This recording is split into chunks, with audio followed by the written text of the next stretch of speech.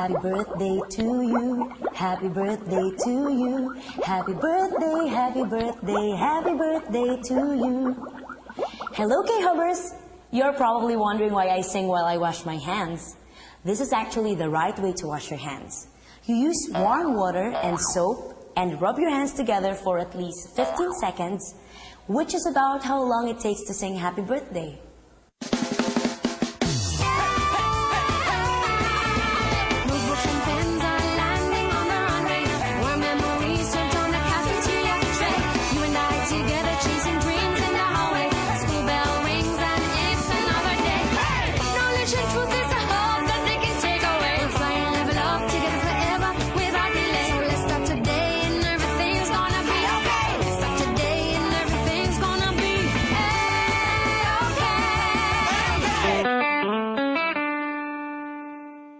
Washing our hands properly is the best way to protect ourselves from unseen microorganisms.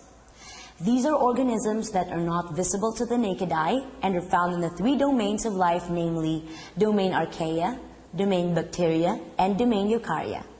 To know more about the different organisms in our environment and their classifications, let's listen to Dr. Josetti Bio, a world-class educator and the first Asian to win the Intel International Excellence in Teaching Award, as she teaches her students all about Earth's diverse life forms.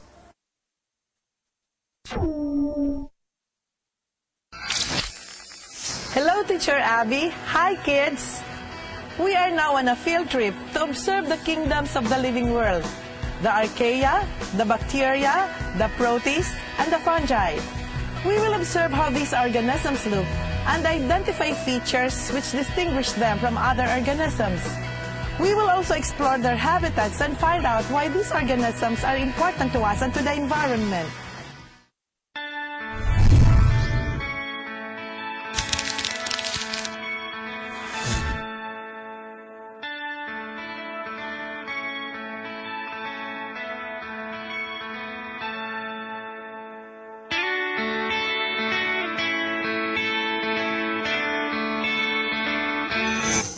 Ma'am, how many kingdoms of organisms are there? That's a very good question, Ashley. Before I discuss with you the characteristics of the archaea, the bacteria, the protists, and the fungi, let me first give you a brief background of how biologists classify living organisms. A long time ago, until about the mid-20th century, living organisms were classified into two kingdoms, the plant kingdom and the animal kingdom. Organisms that are stationary, possess chlorophyll, and can undergo photosynthesis are considered plants. Those that can move around and eat other organisms for food are considered animals. The branch of biology, which deals with describing, naming, and classifying organisms, is called taxonomy. Taxonomists classify organisms based on similarities in structure as well as evolutionary relationships. Traditionally, the kingdom level has been considered as the highest taxonomic category.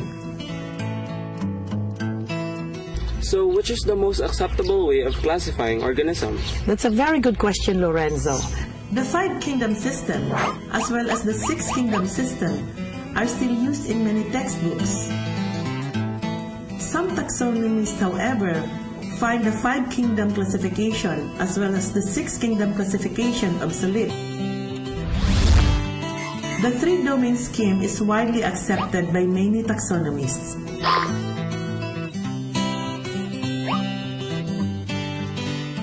As you can see, the taxonomic classifications we read in textbooks are still subject to revisions as we continue to explore and learn more about the living organisms. You said that the archaea and the bacteria are prokaryotes, and the rest of the kingdoms are eukaryotes. What makes a prokaryotic cell different from a eukaryotic cell? Prokaryotic comes from the word pro, which means before, and karyon, referring to the nucleus. A prokaryotic cell has no nucleus. Its genetic material is concentrated in a region called the nucleoid. But no membrane separates this region from the rest of the cell. In contrast, the eukaryotic cell has a true nucleus enclosed by a nuclear membrane. Also, in eukaryotes, membrane-bound organelles are found in the cytoplasm. In prokaryotes, most of these organelles are absent.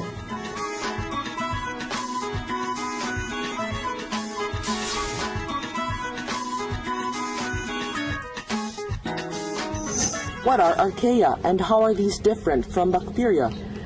Archaea were once considered as bacteria, and they are called archaebacteria. But scientists have discovered that the archaea have different characteristics which are entirely different from bacteria. Both archaea and bacteria, however, possess cell walls. The cell walls maintains the shape of the cells and prevents the organisms from bursting under unfavorable conditions.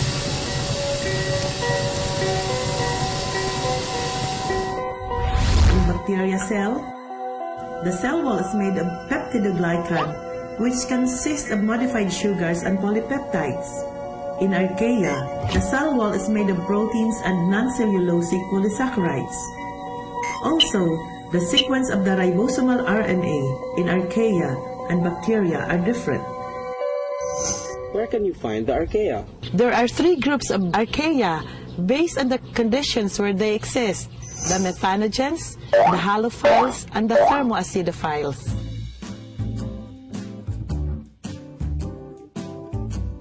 Archaea were first discovered in volcanic hot springs.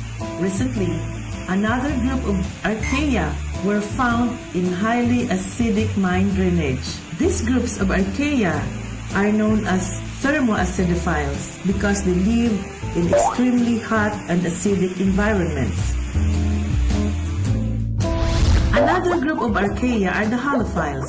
Halophiles live in areas with high salt concentration, such as the Dead Sea.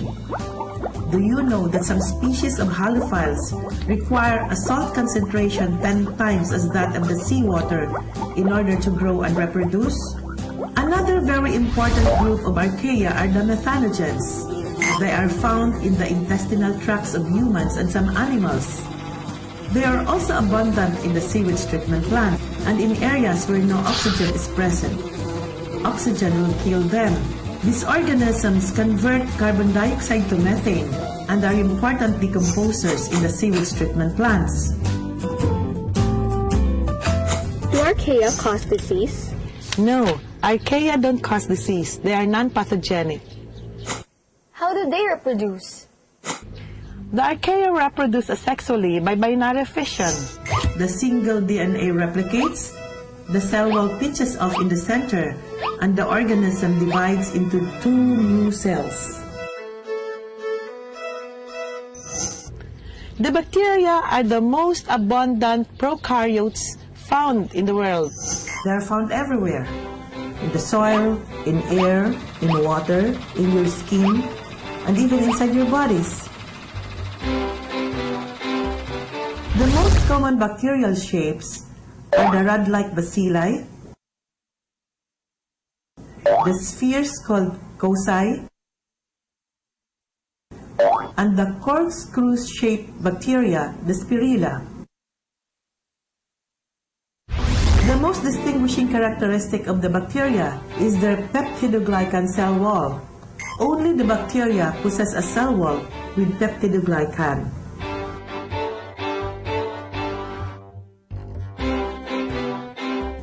A staining technique called gram stain distinguishes two types of cell wall construction in bacteria.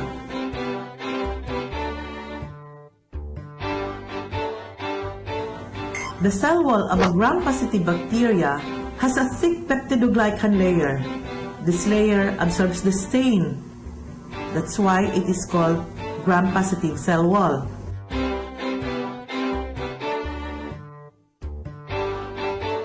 The cell walls of a gram-negative bacteria, on the other hand, has a thin peptidoglycan layer, but the cell wall includes an additional outer membrane.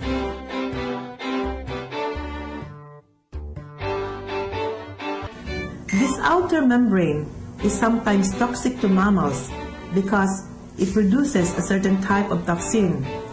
That's why some gram-negative bacteria can cause disease.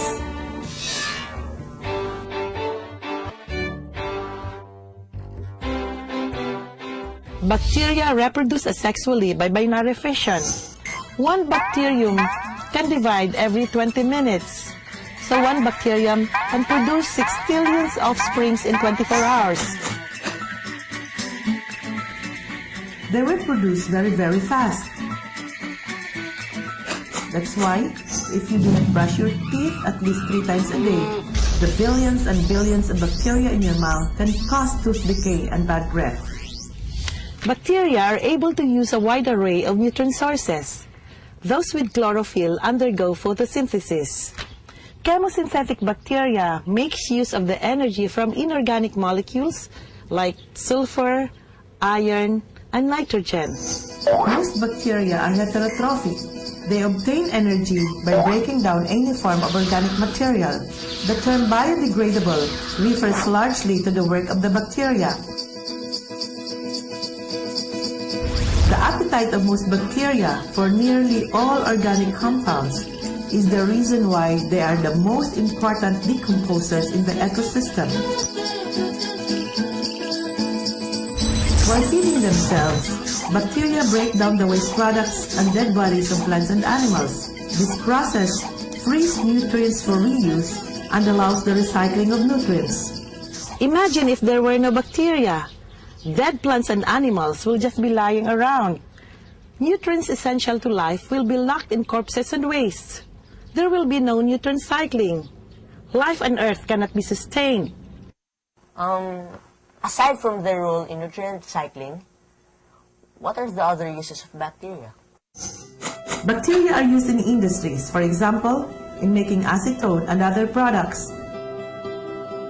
Pharmaceutical companies culture bacteria that produce vitamins and antibiotics. The food industry uses bacteria to convert milk to yogurt and cheese. Some bacteria are used to clean up oil spills. Nitrogen-fixing bacteria, like the cyanobacteria, can enrich the soil. Bacteria are also used for research purposes. What are pathogenic bacteria? Bacteria that cause disease are called pathogenic bacteria. Some of these bacteria produce toxic substances that can cause death. Examples are the bacteria that cause tetanus. Yay! Look what I got! Tetanus! And the bacteria that cause food poisoning. And botulism! Are you aware that in the Philippines, the most common diseases are caused by bacterial infections? These include diarrhea, Hey guys! It's my new toy! Diarrhea!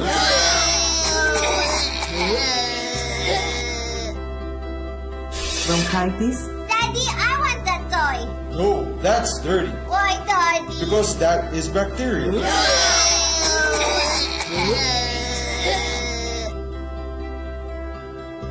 pneumonia, Classmates, I have a new toy!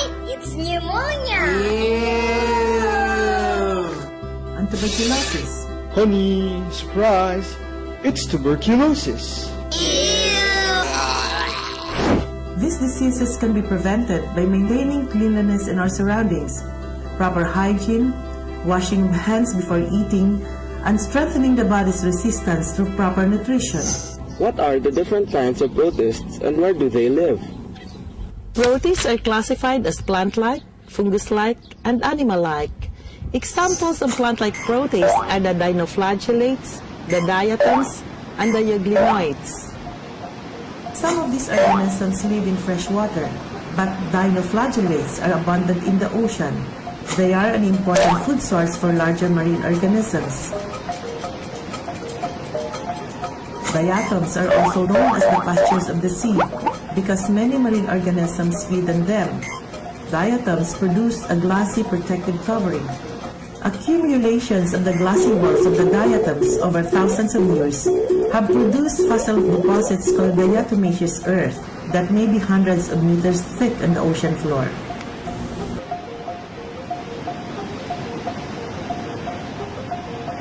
Prehistoric accumulations of diatoms and their stored oil may have contributed to today's petroleum reserves. Dinoflagellates, diatoms, and euglenoids are also called phytoplankton, meaning floating plants.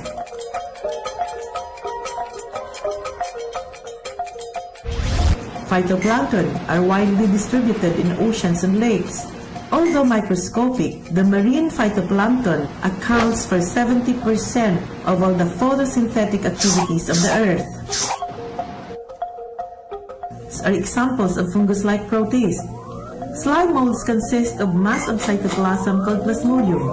The plasmodium contains thousands of nuclei, but the nuclei are not confined in discrete cells surrounded by cell membranes, as in most multicellular organisms. The slime molds are described as acellular. They are found in decaying leaves and rotting logs, where they engulf bacteria and particles of organic matter. Slime molds may be bright yellow or orange in color. Paramecium is an example of an animal-like protist. Protozoans like the paramecia are non-photosynthetic. Foraminiferans and regularians are found in the sea. Foraminiferans produce cells made of calcium carbonate, while regularians produce shells made of silica. The shells of foraminiferans accumulating over millions of years have resulted in immense deposits of limestones. Do protists cause disease?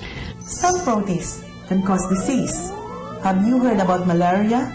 This disease was widespread during the war. This is caused by a protist, a sporozoan called Plasmodium.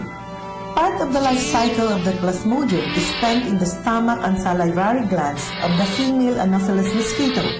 When the mosquito bites a person, the Plasmodium enters the bloodstream of the unfortunate victim, where it reproduces rapidly in the blood cells, causing malaria fever. One species of amoeba, Entamoeba histolytica, can cause amoebic dysentery in humans. Wow, amoeba! Where can I get one? This parasite can enter our body by drinking contaminated water and eating contaminated food. That is why it is very important that you drink clean water and that you wash your hands before eating. Look at this log. What can you see in here? I see orange organisms growing in there. These are bracket fungi. Just like mushrooms and lichens, these organisms belong to kingdom fungi. How do fungi reproduce? Fungi reproduce asexually by means of spores. The spores are dispersed by wind and water. When conditions are favorable, the spores develop into new fungi. How do fungi obtain nutrition? The bracket fungi doesn't have chlorophyll. All fungi are heterotrophic. They cannot undergo photosynthesis. They survive by breaking down nutrients in bodies of other organisms. What are the other importance of fungi? Some species of mushrooms are edible. The yeast is also a fungi. Yeasts are used in making bread, wine, and cheese. Bye, Teacher Abby. Bye, Kay Habers. I hope you enjoyed our lessons today.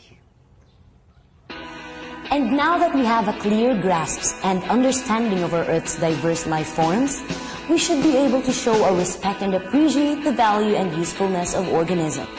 We should also keep our environment clean, especially our water sources, to prevent the harmful microorganisms from spreading, because most microorganisms are found anywhere there is moisture, and a good breeding ground for them is flood water. See you next time, K-Hubbers. Bye!